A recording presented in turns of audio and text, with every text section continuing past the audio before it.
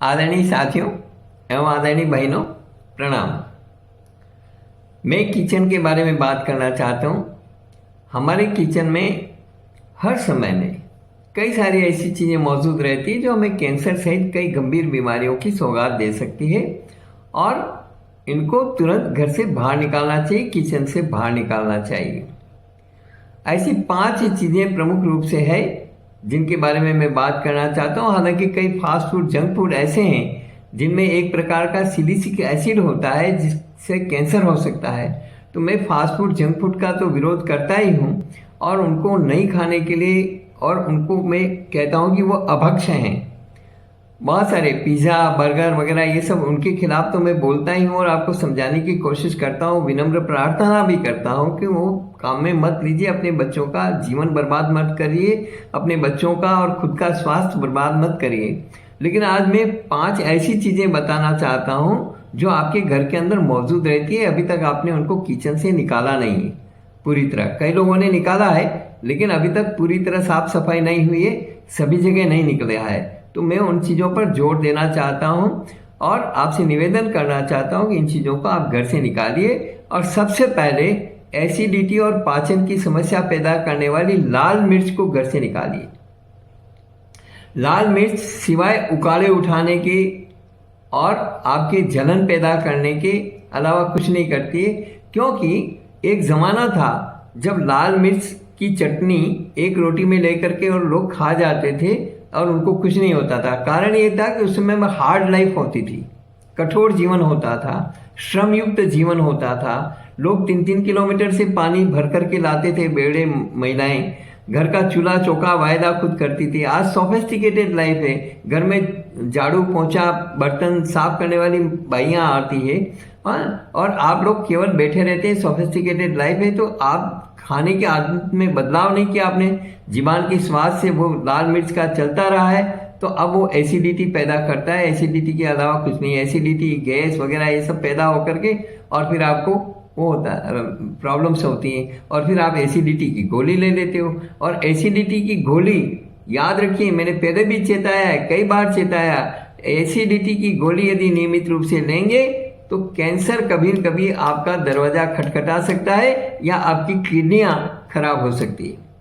चेतावनी दे रहा हूं मैं, और ये चेतावनी बल्कि सरकार को देनी चाहिए, क्योंकि सरकार ने खुद ने अपनी जांच रिपोर्ट्स में ये देखा है। और 24 सितंबर 2019 को सरकार ने एक बार एसिडिटी की गोलियों पर प्रतिबंध भी लगाया।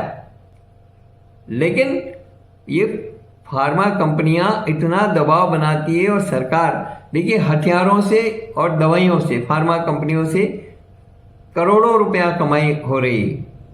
ये सबसे बड़े कमाई के 2 स्रोत हैं, हथियार बेचना और ये दवाइयाँ बेचना। ये दोनों इतने बड़े सोर्स हैं, तो इसलिए सरकार पर भी कई तरह के दबाव आते हैं। और फिर भी सरकार ने कमेटी बनाई, सब कुछ किया, जांच की, सब पाया, सही पाया, और बाद में कहा कि नहीं, अब उसके ऊपर वार्निंग लिखी जाएगी। जो एसिडिटी की गोलियां हैं उनके ऊपर वार्निंग लिखी जाएगी, इंजरियस टू हेल्थ, जैसे सिगरेट वगैरह, धूम्रपान वगैरह के लिए लिखी जाती है ना, उसी तरह से। लेकिन वो नहीं हुआ, किसी भी गोली पर वो लिखा हुआ नहीं। तो एसिडिटी की गोलियां बहुत खतरनाक है, इसलिए एसिडिटी से आप बचिए और लाल मिर्च को घर में बंद करिए, लाल मिर्च को निकालिए। लाल मिर्च के बजाय आप हरी मिर्च लीजिए जिसमें विटामिन सी होता है भरपूर। काली मिर्च, खास करके काली मिर्च में फोकस करना चाहता हूँ, काली मिर्च का उपयोग बढ़ाइए। क्योंकि आज जो हालात हैं, उन हालात में जिस तरह का खान पान, और जो बाहर का नहीं भी खाते हैं, घर का खाते हैं, तब भी उसमें जो अनाज आता है, दूसरी चीज़ें आती हैं, उनमें केमिकल फर्टिलाइजर इतनी ज़्यादा मात्रा में उपयोग किया जाता है कि वो भी कैंसर का कारण बन गया है। इसलिए काली मिर्च खूब खाइए, काली मिर्च का उपयोग बढ़ाइए। काली मिर्च में विटामिन के, पिपेरिन, सेरोटोनिन होता है। ये शरीर में रक्त संचार बढ़ाती है काली मिर्च, ब्लड क्लॉट्स नहीं बनने देती है, मांसपेशियों के दर्द में राहत देती है और हैप्पी हार्मोन बढ़ाती है। तो इसलिए काली मिर्च का उपयोग करें, लाल मिर्च बंद करें। इसी तरह से रोग कारक सफ़ेद नमक, दूसरी बात मैं ये कहना चाह रहा हूँ कि रोग कारक सफ़ेद नमक ये जहरीला केमिकल है। इसकी बजाय सेंधा नमक और रोग नाशक काला नमक का इस्तेमाल करिए। काला नमक में 80 प्रकार के मिनरल्स होते हैं। कितने? 80 प्रकार के, जो 80 प्रकार के खनिज काला नमक में होते हैं। वो काला नमक कितना लाभकारी है इसकी कल्पना करिए। इसी तरह से तीसरी बात मैं कहना चाहता हूं, रिफाइंड जहरीली और रोग कारक शक्कर के बजाय पौष्टिक देशी गुड़ काम में लीजिए। शक्कर को बिल्कुल बंद करिए। ब्लीच होकर के आती है शक्कर, और वो जो ये रिफाइंड चीनी आती है ये बहुत हानिकारक है। तो इसलिए शक्कर को बंद करिए, शक्कर के बजाय देशी गुड़, जो बिल्कुल गहरा ब्राउन कलर का होता है, डार्क ब्राउन कलर का होता है, वो देशी गुड़ काम में लीजिए। और बल्कि जो ढीला गुड़ आता है वो भी बहुत ज़्यादा अच्छा होता है, तो गुड़ का काम में लीजिए। इसी तरह से कैंसर सहित कई बीमारियां पैदा करने वाले रिफाइंड ऑयल्स के बजाय कच्ची घानी के शुद्ध तेल काम में लीजिए। रिफाइंड ऑयल को बनाने में जिस प्रोसेस का इस्तेमाल होता है, ध्यान रखिए, मेरी बात को ध्यान से गौर से सुनिएगा। रिफाइंड ऑयल को बनाने में जिस प्रोसेस का इस्तेमाल होता है उसमें काफी मात्रा में एसिड भी यूज होता है। एसिड, जिसमें से बदबू को दूर करने के लिए बाद में फिर से उस तेल को हेक्सानॉल नाम के केमिकल से डिओड्राइज किया जाता है। जब यह प्रोसेस रिफाइंड ऑयल तेज तापमान पर गर्म किया जाता है तो वह ऑक्सीडाइज होकर के ट्रांस फैट रिलीज करता है, जो इंसान के शरीर के लिए खतरनाक है, और इससे दिल से जुड़ी बीमारियां और कैंसर तक हो सकता है। तो इसलिए रिफाइंड ऑयल बिल्कुल बंद करिए और कच्ची घानी के तेल काम में लीजिए। तेल निकालने की मशीनें भी आती है, आप अपने घर में तेल निकालने की मशीनें भी ला सकते हैं। जो भी तेल चाहिए आप मशीन में डाल करके निकाल सकते हैं, और उसको रिफाइन मत करिए। इसी तरह से पांचवी जो चीज़ कहना चाहता हूँ और अंतिम कहना चाहता हूँ, लेकिन बहुत सीरियसली उसके ऊपर विचार करिएगा, बाजार में मिलने वाला तैयार मैदा और आटा बिल्कुल भी काम में नहीं लीजिए। अनाज घर पर साफ करके पिसवाइए। एक प्रयोग करके देखें, गेहूं का आटा पिसवा करके उसे 2 महीने स्टोर करने का प्रयास करें। आटे में कीड़े पड़ जाना स्वाभाविक है, लटें पड़ जाएगी, कीड़े पड़ जाएंगे और उसमें फफूंद आ जाएगी, आप आटा स्टोर नहीं कर पाएंगे। फिर ये बड़े बड़े ब्रांड के जो आटा के बैग आते हैं रेडीमेड, वो आटा कैसे स्टोर कर पा रहे हैं? 2-2, 3-3, 4-4, 5-5 महीने तक, 6-6 महीने तक भी स्टोर होता है। वो क्यों होता है, कैसे होता है, ये सोचने वाली बात है।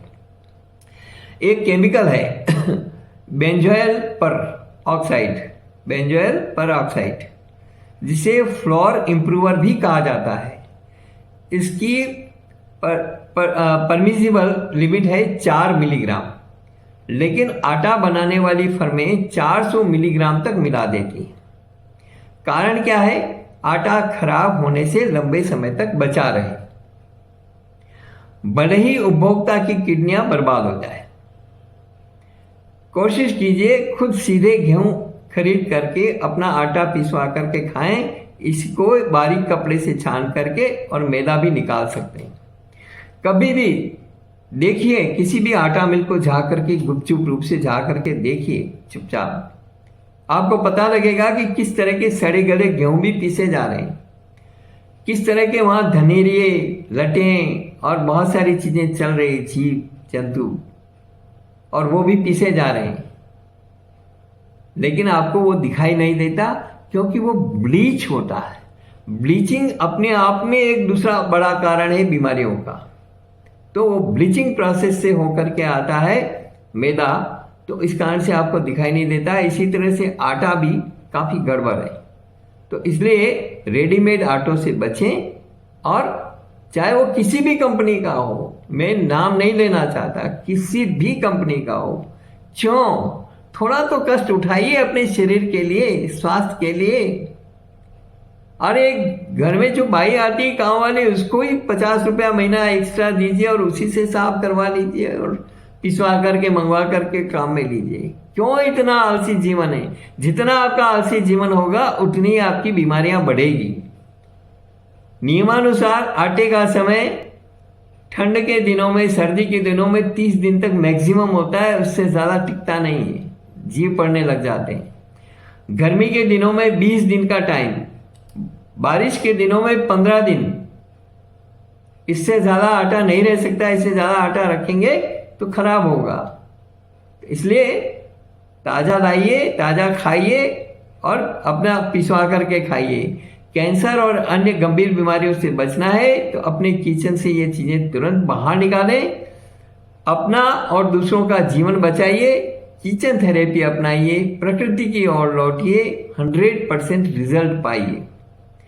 मैं बहुत ईमानदारी से ये बात कहना चाहता हूँ कि हमने जितने भी वीडियो बनाए हैं, जिन्होंने भी ईमानदारी से उनका पूरा पालन किया है, उनको निश्चित रूप से लाभ हुआ ही हुआ है। क्योंकि मैंने व्यक्तिगत रूप से भी कई लोगों की काउंसलिंग की है, व्यक्तिगत रूप से भी परामर्श होते हैं, और मैं जो भी वीडियो में बताता हूँ वही चीज़ें उनको बताता हूँ और वही करवाता हूँ, और उनका स्वास्थ्य 100% ठीक हो रहा है। कैंसर तक ठीक हुए हैं, किडनियाँ तक ठीक हुई है, सब कुछ ठीक हो रहा है। और ये स्किन की प्रॉब्लम तो इस तरह से हो रही है कि जिसकी कोई हद नहीं, एकदम रेडी। 10-10, 20-20 साल से अनावश्यक रूप से लोग सजा भुगत रहे थे, एलोपैथी की दवाइयाँ, तरह तरह की दवाइयाँ ले करके और महंगी महंगी ले करके, और जीवन बर्बाद कर रहे थे, इतना कष्ट उठा रहे थे, वो ठीक हो रहे हैं। बस थोड़ा धैर्य की जरूरत होती है उसके अंदर, क्योंकि समय ज़्यादा लगता है, क्योंकि कई सालों से आपने जड़ की तरह जमा रखा है उन बीमारियों को। बाकी 3rd स्टेज का कैंसर, लंग्स कैंसर, 30 दिन के अंदर हमने ठीक करने का रिकॉर्ड कायम किया है। तो इसलिए आप इन सारी चीज़ों से को घर से बाहर निकालिए, किचन से बाहर निकालिए, किचन की साफ सफाई करिए। इसी तरह का और आगे हम आपको बताएंगे। इस वीडियो में इतना ही। यदि आपको मेरा वीडियो पसंद आया तो इसे लाइक ज़रूर करें, ज़्यादा से ज़्यादा सब्सक्राइब करें, शेयर करें। धन्यवाद।